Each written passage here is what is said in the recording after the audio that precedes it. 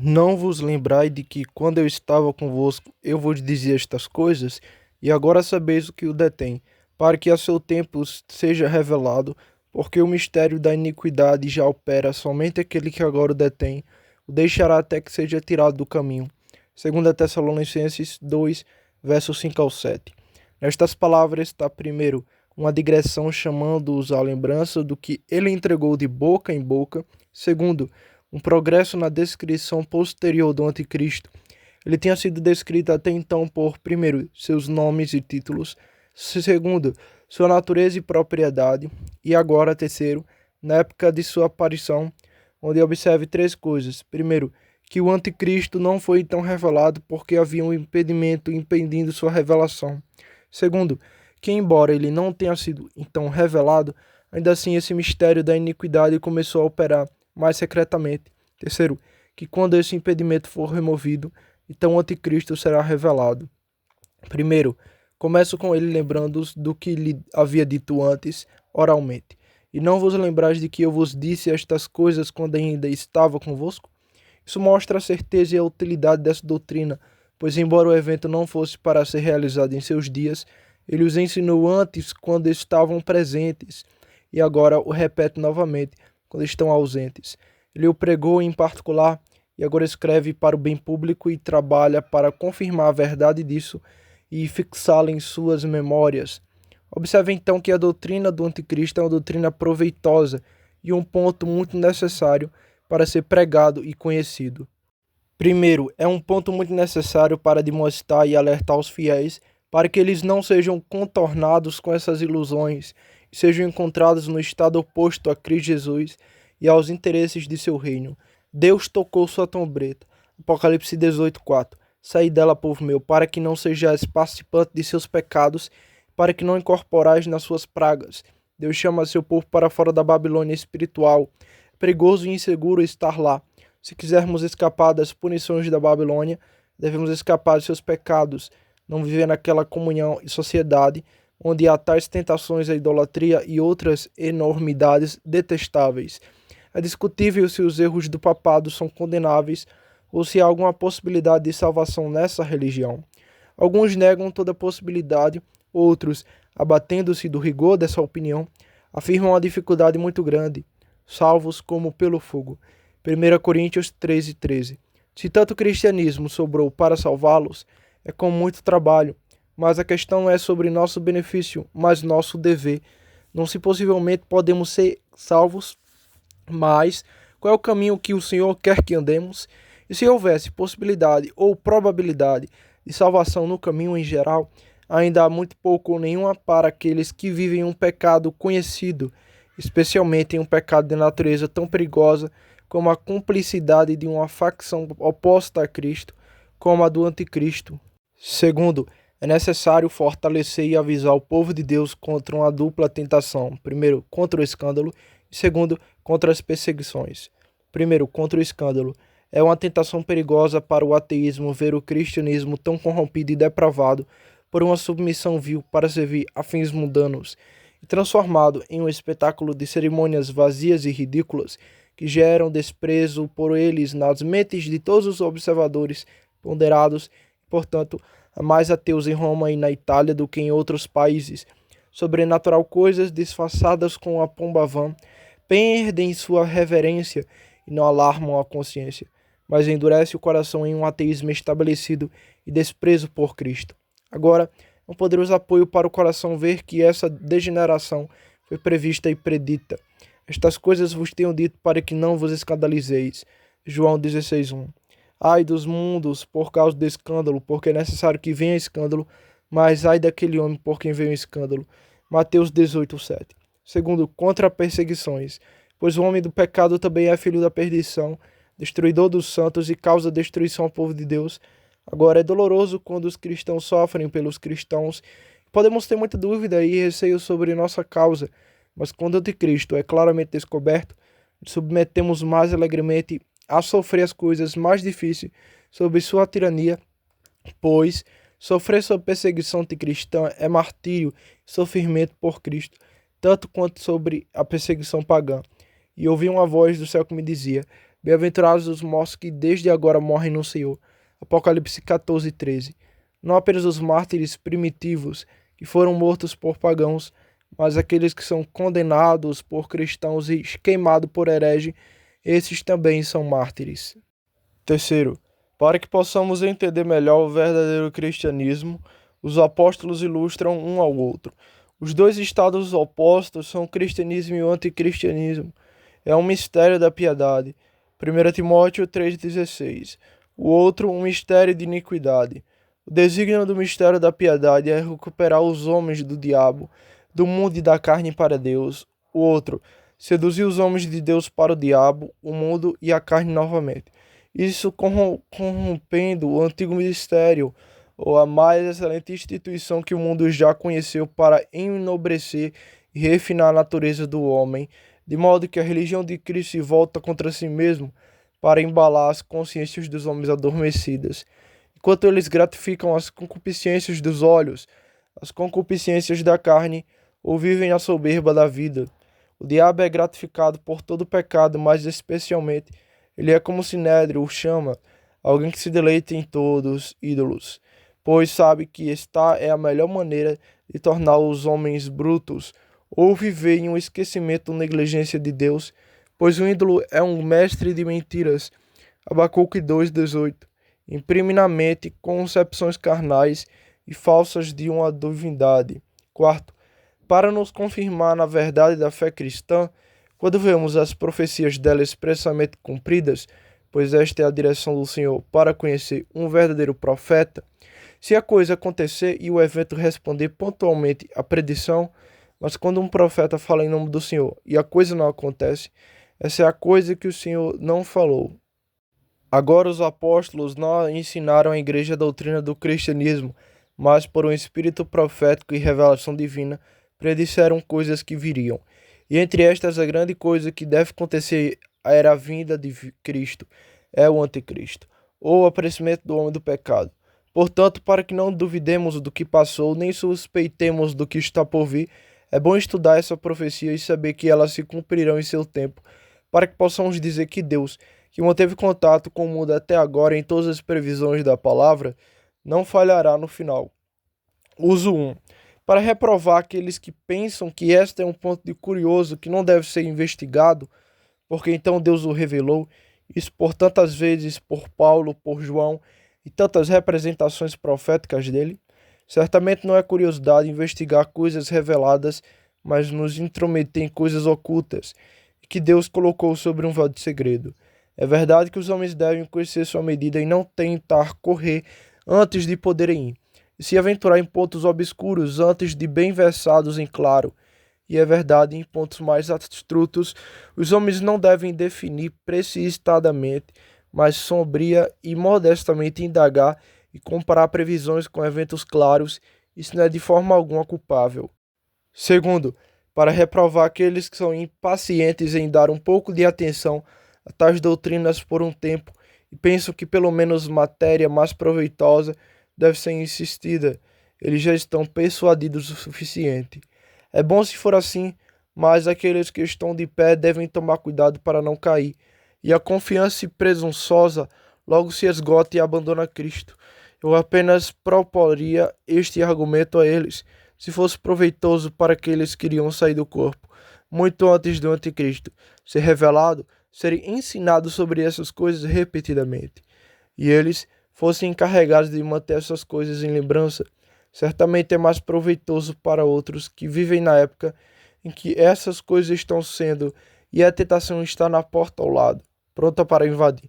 Certamente é proveitoso descobrir o anticristo, reduzir aqueles que se extraviaram, muito mais para impedir uma revolta, para que não possamos retornar a esta escravidão após uma libertação dela. Em segundo lugar, venho a considerar o tempo de sua aparição e ali a observar três coisas. Primeiro, que o anticristo não foi então revelado porque havia um impedimento impedindo sua revelação. E agora vocês sabem o que impede de ser revelado em seu tempo. Isto é, o que retém no presente até o tempo que Deus havia prefixado. O apóstolo não menciona expressamente o que era, ou seja, porque ele pensou que era o suficiente para apelar à memória e ao conhecimento deles. Agora vocês sabem o que retém. Não havia necessidade de repetir o que foi mencionado anteriormente, ou em parte porque eles não dariam aos pagãos uma ocasião para levantar uma perseguição contra os cristãos. Se eles viessem a entender que alguém que se professava cristão deveria erguer um trono para si mesmo em Roma e que o império deveria ser tirado para abrir caminho para ele. Os romanos eram muito ciumentos, porque falavam dessas noções inocentes, o reino de Cristo e o reino dos céus. Eles eram aptos a acusá-los como se eles fossem com força aberta e violência atacar ou assaltar o império. Portanto, o apóstolo havia falado o que ele achava que não era adequado escrever em uma epístola. Por último, ele deixa isso nesta obscuridade, porque todas as profecias foram apenas proferidas obscuramente para que sua realização não fosse impedida, uma vez que é a vontade de Deus que tais eventos ocorram no mundo, e por indulgência para com o seu povo, ele tem o prazer de predizer isso. Não é adequado que a predição seja muito clara ou muito obscura. Se muito clara, o evento não se seguiria, nem o governo de Deus do mundo seria conduzido de tal forma que pudesse adequar a liberdade da humanidade. E se muito obscuro, o conforto e a cautela do povo de Deus não seriam suficientemente providos. Mas qual era esse impedimento? Os antigos geralmente determinavam que era o Império Romano, pois assim Tertuliano, que diz que o Império de Roma que seria dividido em 10 reinos, e a razão demonstra, porque o homem do pecado não poderia ascender à sua grandeza enquanto o Império Romano permanecesse. Por quê?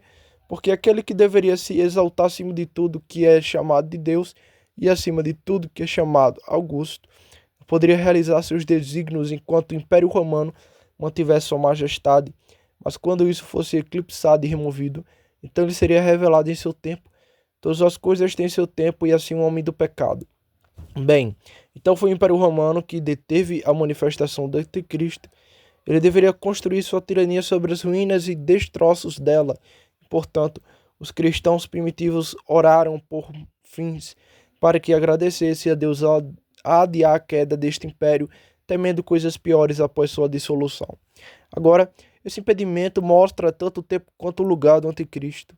Tempo e lugar, próximos à natureza e estado das coisas, são as melhores circunstâncias para descobri-lo. Primeiro, o lugar. O assento e o trono do anticristo deveriam estar lá onde estava o assento do Império Romano.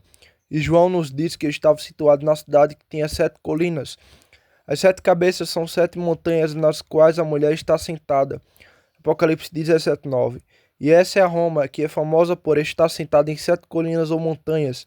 Agora, o anticristo não tinha espaço enquanto o assento estivesse ocupado pelo Império Romano, pois este assento não poderia ser preenchido com 2 poderes imperiais ao mesmo tempo, especialmente com um poder tão tirânico como o do anticristo, exaltando-se não apenas acima de reis e reinos, mas o estado augusto dos próprios imperadores.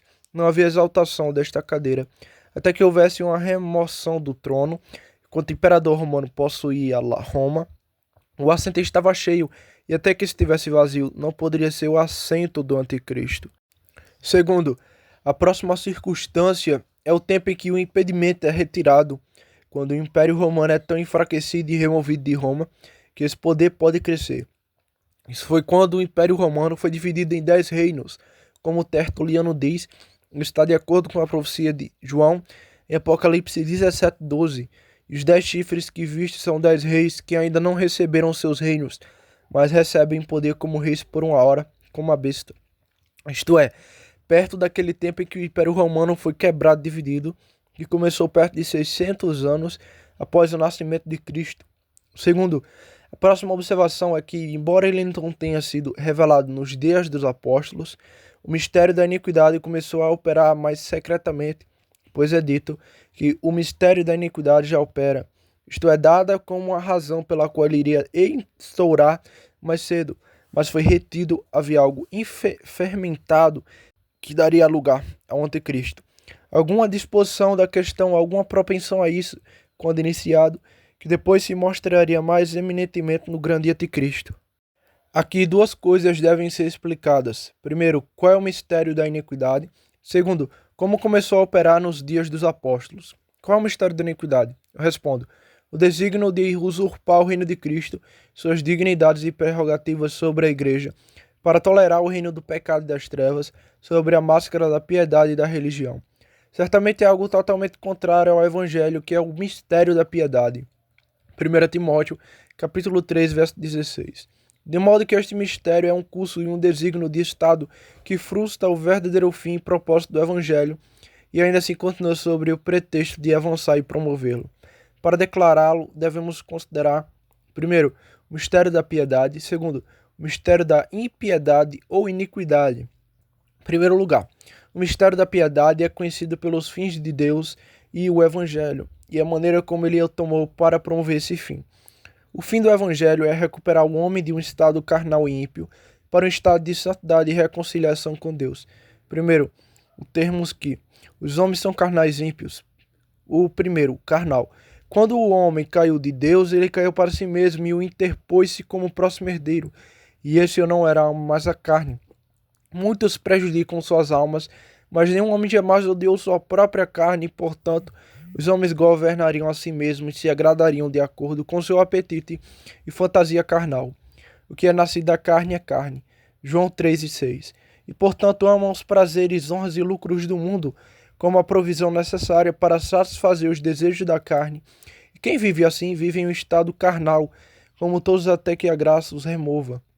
Mas esse estado carnal irrompe e se denuncia em várias formas de pecar, porque nós também éramos outrora insensatos, desobedientes, extraviados, servindo a várias concupiscências e deleite, vivendo em malícia e inveja odiosos e odiando-nos uns aos outros. Tito 3:3. Todos não são fornicadores, bêbados, perseguidores, nem vivem da mesma forma de pecar, mas todos estão desviados de Deus para o mundo e têm uma mente carnal, que é inimizade contra Deus. A própria palavra ímpio, homens assim constituídos vivem ou em uma renegação de Deus. Um insensato disse em seu coração, não há Deus. Salmo 14:1. Ou uma negligência de Deus, sem Deus no mundo. Efésios 2:12. Sem qualquer reconhecimento ou adoração a Ele. Os ímpios serão lançados no inferno e todas as nações que se esquecem de Deus. Salmo 9:17. Ou se não forem privados de todo o senso de uma divindade, eles adoram deuses falsos, como aqueles em Atos 14:12. Os homens de Lacinônia chamavam Barnabé de Júpiter e Paulo de Mercúrio, porque ele é o principal orador e teria sacrifícios a ele. O apóstolo diz, quando não conhecestes a Deus, servistes aos que por natureza não são deuses. Gálatas 4:8. Eles adoravam uma pluralidade de deuses falsos, embora os sábios dos gentios tivessem algum conhecimento confuso do Deus verdadeiro, eles não glorificaram como Deus, mas cometeram idolatria ao estabelecer um falso meio de adoração, que gerou uma concepção bruta de Deus em suas mentes, de modo que uma religião falsa está tão longe de mostrar um remédio para a natureza corrupta, que é uma grande parte da própria doença. Primeiro, para a santidade e obediência a Deus, o grande desígnio da religião cristã é nos trazer de volta a Deus novamente. Primeiro, como somos carnais, pela negação das concupiscências carnais e mundanas. A graça de Deus que traz salvação se manifestou a todos os homens, ensinando-nos que, renunciando à impiedade e às concupiscências mundanas, Tito 2:12. Amados, rogo-vos como a forasteiros e peregrinos, que vos abstenhai das concupiscências carnais que combatem contra a alma. 1 Pedro 2:11 e Gálatas 5:24. Os que são de Cristo crucificaram a carne com as suas paixões e concupiscências. Em segundo lugar, como somos ímpios para nos levar ao conhecimento, amor, adoração e obediência do Deus verdadeiro. Nós vos rogamos que vos convertais destas vaidades ao Deus vivo, que fez o céu e a terra e o mar e tudo que neles há. Atos 14:15. E que busqueis, Senhor, de quem temos viva fôlego e todas as coisas. Atos 17:25-28. 1 Tessalonicenses 1:9. Como vos convertestes dos ídolos para servires ao Deus vivo e verdadeiro. Segundo, reconciliação com Deus, para que pudéssemos ter comércio com Ele no presente, viver para sempre com Ele no futuro. Deus estava em Cristo reconciliando consigo o mundo, não lhe imputando as suas transgressões, e nos confiou a palavra de reconciliação. 2 Coríntios 5:19. Não é com coisas corruptíveis, como prata ou ouro, que sois resgatados da vossa vã maneira de viver. 1 Pedro 1:18. Ele é capaz de salvar perfeitamente a todos os que por ele se chegam a Deus. Hebreus 7, 25. Para que, embora antes estivessem alienados da vida de Deus, pudessem viver em seu amor e na expectativa de serem admitidos em sua bendita presença, para que pudessem vê-lo como ele é e ser como ele é. Segundo, a maneira que foi tomada para obter esses fins, como Deus pode ser satisfeito, o homem renovado e transformado, Deus pacificado pelo sacrifício, mérito e intercessão de Cristo Jesus, que veja em nossa carne e natureza, não apenas para nos familiarizar com a vontade de Deus e as coisas invisíveis de outro mundo, mas para sofrer uma morte amaldiçoada por nossos pecados. Portanto, o mistério da piedade é visto principalmente em Deus manifestado em nossa carne. 1 Timóteo 3,16. E o homem deve ser renovado e transformado, pois nossa miséria mostra o que é necessário para nosso remédio e recuperação. E que sejamos não apenas perdoados, mas santificados, se alguma vez formos salvos e glorificados, pois até que os homens tenham corações novos e santos, eles nunca poderão ver a Deus. Sem santidade é impossível ver a Deus. Hebreus 12:14. Bem-aventurados os limpos de coração, porque eles verão a Deus. Mateus 5:8. Nem para o presente amá-lo e deleitar-se nele, nem torná-lo para sua principal felicidade. Assim como ninguém, a não ser Cristo, pode satisfazer a justiça e reconciliar tal rebelde com Deus, assim ninguém, a não ser o Espírito de Cristo, pode santificar e renovar nossas almas para que possamos viver em obediência a Ele. Tais foste algum de vós, mas fostes lavados, fostes santificados, mas fostes justificados em nome do Senhor Jesus e pelo Espírito do nosso Deus. 1 Coríntios 6:11. Este é o mistério da piedade. Segundo, agora quanto ao mistério da impiedade ou iniquidade, esse é um estado completamente oposto, mas levado adiante plausivamente e com aparente respeito ao mistério ao qual se opõe. Para conhecê-lo, tome estas considerações. Primeiro, onde a vida carnal é tida em requisição à honra, certamente é o mistério da iniquidade a ser encontrado, quaisquer que sejam as pretensões colocadas sobre ela. Agora, a vida carnal é ali tida em pedido e honra. Primeiro, onde tudo é referido ao ganho e lucro mundano, e onde a estrutura da religião tende a esse lado, pois certamente eles são inimigos da cruz de Cristo, cujo Deus é o seu ventre, que se importam com as coisas terrenas. Filipenses 3,19. Agora, perdões, indulgências, purgatórios, santuários de santos, para que todos eles tendem senão para fazer uma mercadoria da religião. Era um velho ditado: todas as coisas podem ser compradas em Roma, até mesmo o céu e o próprio Deus. E essas coisas são usadas não apenas para abrir a boca do povo em oração, mas suas mãos em oblações e ofertas. A complexidade de sua religião é apenas um comércio lucrativo. Mas as exações e os tráficos papais têm sido tão e tão ruidosamente insistidos e o mal se espalha em tantos ramos que eu devo me abster. Segundo, onde a grandeza temporal é vista como o principal suporte de sua religião. A filha do rei é gloriosa por dentro, rica em dons e graças. Salmo 45:13. A santidade convém à tua casa, ó Senhor, para sempre. Mas a falsa igreja é conhecida pela pompa e esplendor externo. É fácil discernir os verdadeiros ministros de Cristo dos falsos. Os verdadeiros são conhecidos por estarem muito em trabalho, muito em aflição, em todas as coisas aprovando-nos como ministros de Deus, em muita paciência, aflição, necessidade, vigilância, jejum, pela pureza, pelo conhecimento, pela bondade, pelo Espírito Santo, pelo amor não fingido. 2 Coríntios 6:4-6. E, assim, enquanto os falsos ministros são conhecidos pela vida e facilidade, a regra é clara, porque a abnegação é uma das grandes lições do cristianismo e a busca egoísta é a ruína dela. Portanto, onde os homens professantemente buscam a grandeza do mundo, eles não servem ao Senhor Jesus Cristo, mas aos seus próprios ventres. Segundo, onde os homens se afastam de Deus para os ídolos, embora não sejam os demônios dos gentios, mas os santos, como mediadores de intercessão, ali a piedade é destruída e o mistério da iniquidade é estabelecido, pois a grande tendência da religião cristã é nos levar a Deus por meio de Cristo. Então, a grande prostituta, o que importa uma violação do artigo fundamental da aliança, não terás outros deuses diante de mim, é dito em Apocalipse 17:5.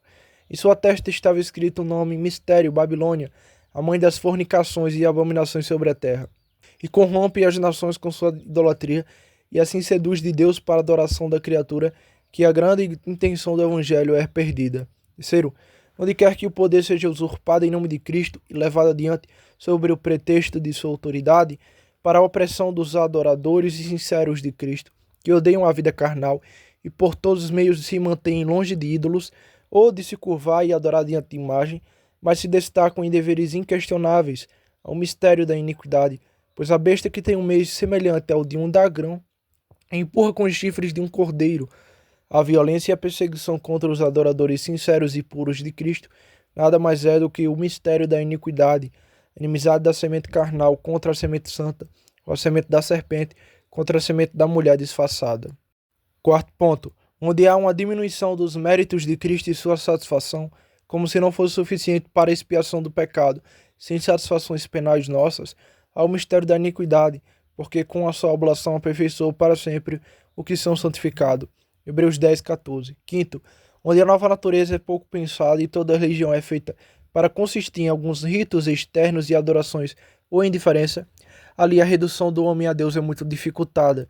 O cristianismo é adulterado e a religião que propositalmente tolera essas coisas é apenas o mistério da iniquidade. Adorar a Deus como os papistas fazem, como crucifixo, saliva, óleo, vela, água, benta, beijando cair contas, orando a Virgem Maria e outros santos, repetindo o nome de Jesus 5 vezes de uma vez, repetindo tais e tais frases, orando a Deus em uma língua desconhecida e dizendo a Ele que não sabe o que, adorando o pão consagrado como nenhum pão, mas a própria carne do próprio Cristo, jejuando, banqueteando-se com peixes em vez de carne, escolhendo um santo tutelar, cujo nome eles invocarão, oferecendo sacrifícios pelos vivos e mortos, orando pelas almas no purgatório, comprando indulgência, carregando os ossos de outras relíquias dos santos, indo em peregrinação em santuário ou imagem, com a multidão mais de tais devotos inúteis, pelas quais desonram grandemente a Deus e obstruem os movimentos da vida celestial. Sim, matam-na completamente, pois em vez do poder e da vida da graça, são introduzidos rudimentos miseráveis ou observâncias rituais em coisas diferentes e tradições vãs pelas quais a liberdade cristã é restringida. E estas pressionadas com tanta severidade quanto os deveres inquestionáveis estabelecidos pela lei, conhecida de Deus para a renovação e reforma da humanidade. E devemos permanecer firmes na liberdade com que Cristo nos libertou e não ser enrendados novamente com o jugo da escravidão. Gálatas 5:1. Ninguém vos julgue pelo comer ou bebeu com respeito a um dia festivo, ou às luas novas, ou ao dia de sábado. Colossenses 2:16. Essas coisas são deixadas ao arbítrio, para abster-se e usá-las para edificação. Pode-se tolerar aquele médico que apenas sobrecarrega o doente com algumas prescrições desnecessárias, se for fiel em outras coisas, mas se ele cansar o paciente com prescrições que não são apenas totalmente desnecessárias, mas incômodas e nauseantes, e extinguir e sufocar a verdadeira religião com milhares de coisas indiferentes, tornando nossa escravidão pior do que a dos judeus, este é o mistério da iniquidade, nos enganar do poder da impiedade pela exibição dela, sobrecarregando os homens com observâncias desnecessárias. Segundo, como isso funciona no tempo do apóstolo, algo havia então que deu uma vantagem ao anticristo e lançou as bases de seu reino, e dispôs as mentes dos homens a uma apostasia do cristianismo puro, como, primeiro, em parte a idolatria dos pastores por um excesso de reverência, tal como era prejudicial aos interesses do evangelho, estabelecendo-os como chefes de facções. 1 Coríntios 1:12. Agora digo isto de cada um de vocês. Eu sou de Paulo, eu de Apolo, eu de Cefas. 1 Coríntios 13:22. Não se gloriem nos homens, seja Paulo, Apolo ou Cefas. Isso com o tempo gerou tirania e escravidão na igreja. Segundo, a ambição dos próprios pastores e espírito de disputa por governo e precedência. Levanta-se-ão entre vós lobos devoradores, falando coisas perversas para atraírem os discípulos após si. Atos 20, 29 ao 30. O que em pouco tempo começou a afetar não apenas uma primazia de ordem, mas de jurisdição e autoridade, de modo que então o anticristo não existia em sua pessoa adequada, mas em espírito e predecessores. Terceiro, os erros então postos em prática corromperam a simplicidade do evangelho. Agora há muitos anticristos. 1 João 2:18. Todo espírito que não confessa que Jesus Cristo veio em carne não é de Deus, e este é o espírito do anticristo, do qual ouvistes que havia de vir, e também agora já está no mundo. 1 João 4:3. O espírito do anticristo está agora no mesmo no mundo. Havia um espírito então trabalhando na igreja para introduzir este mistério de iniquidade, apenas o assento não estava vazio, mas preenchido por outro. As sementes deste mistério foram semeadas na ambição, avareza, altivez dos mestres e suas doutrinas carnais e corruptas. Quarto, alguns mantiveram seus costumes judaicos, outros seus costumes gentios, de modo que a religião cristã foi secretamente contaminada e misturada com as sementes do paganismo e do judaísmo, que depois produziram a grande apostasia. Paulo, em todas as suas epístolas, reclama dos irmãos judaizantes e busca reduzi-lo à simplicidade do evangelho. Nos Coríntios, ele reclama de seu recurso a templos de ídolos, sua comunhão na adoração de ídolo. Portanto, meus amados, fugi da idolatria. 1 Coríntios 10 e 14, e no verso 20. Mas eu digo que as coisas que os gentios sacrificam, elas as sacrificam aos demônios e não a Deus, e eu não quero que vocês tenham comunhão com os demônios. A adoração de anjos, a proibição de certa carne, depois a adoração voluntária e demonstrações de humildade. Ninguém vos julgue pelo comer e beber ou por causa de dias festivos, ou da lua nova, ou dos sábados. Colossenses 2 e 16. E ninguém vos engane quanto à vossa recompensa em humildade voluntária e culto de anjos, intrometendo-se em coisas que não viu, esnobrecendo-se em vão com a sua mente carnal. Porque estáis sujeito à ordenança, segundo o mandamento e doutrina de homens, os quais têm, na verdade, aparência de sabedoria, em adoração voluntária e humildade e negligência para com o corpo. Mas foi então no tempo do apóstolo que o mistério da iniquidade começou a funcionar. Então, primeiro, vemos a necessidade que temos de resistir aos começos e não dar lugar a uma invasão maior na igreja de Deus. E segundo, que a palavra de Deus habite ricamente em nós, pois temos que lidar com a iniquidade mística. Terceiro, proposição. Que quando esse impedimento for removido, então o anticristo será revelado. Somente aquele que agora o deixará até que seja tirado do caminho. Onde observe, primeira, era antes, aquele que deixa agora é aquele que deixa, um império e um imperador.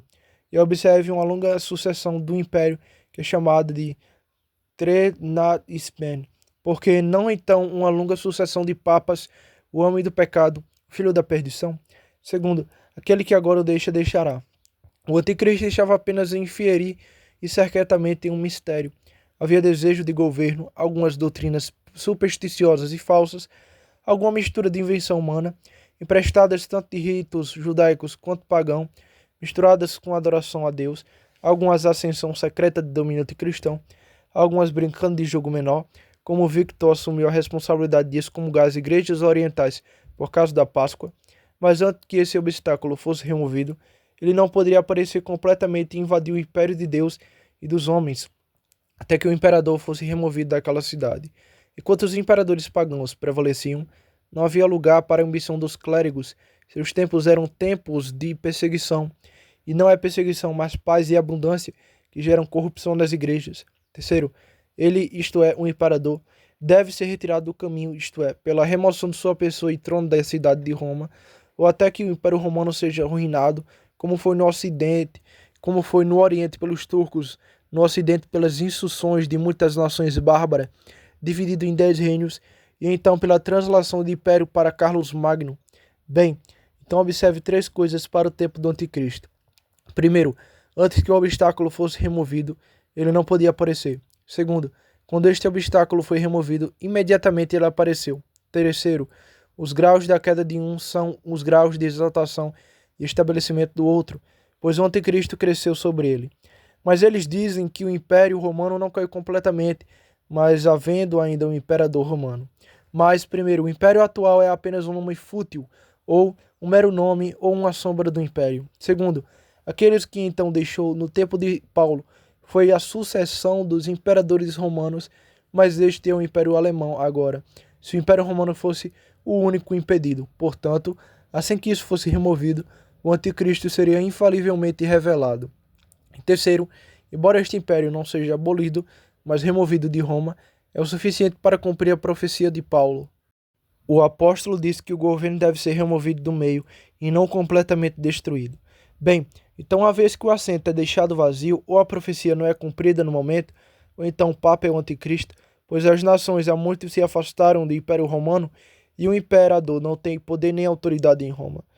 para dar uma nova nota para descobrir e avistar o homem do pecado. Certamente o anticristo já foi revelado e podemos encontrá-lo em algum lugar, provisto por dois argumentos. Primeiro, o mistério começou a operar nos dias dos apóstolos, portanto, certamente ele foi completado por esta época e não reservado para um curto espaço de tempo, um pouco antes da vinda de Cristo para o julgamento. Segundo, este poder espiritual usurpado iria romper com a queda do império. Consequentemente, assim aconteceu, que embora tenha crescido até seu excesso e altura monstruoso gradualmente, quanto ao domínio eclesiástico de Bonifácio III, que obteve de Focas o título de Bispo Universal, enquanto Gregório o Grande chamou João de Constantinopla de precursor do Anticristo por arrogar o mesmo título.